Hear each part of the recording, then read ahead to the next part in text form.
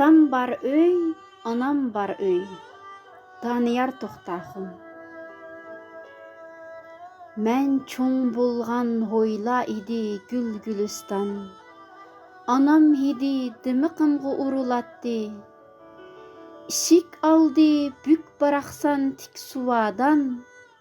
Her qarısam atam bardek tuyulatdi. Bir iriq ter aqar idi bağlar taman. Ular mehri yürükümge quyulatdi.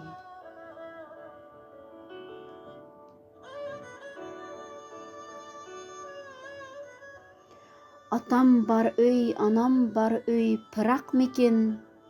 İlliq bağrı balam depli köyediğan. Uçup gelsem qonarımgı qondaq mekin. Yığlap çıkıp pişanemgi söyediğan. Köz yaşları oqçup turğan bulaq mekin. Boyları da söygi gülü ünediğan.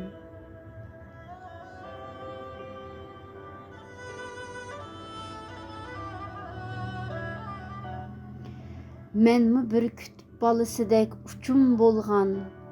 Səhradiki şu çoң qora uvam idi. Pərviş edin menin aqli uşum bolğan. Ügütleri dılğış ba doğram idi. Pəzli yaşaş yollarımgı udum bolğan. Şu mihnetkeş ata anam bovam idi.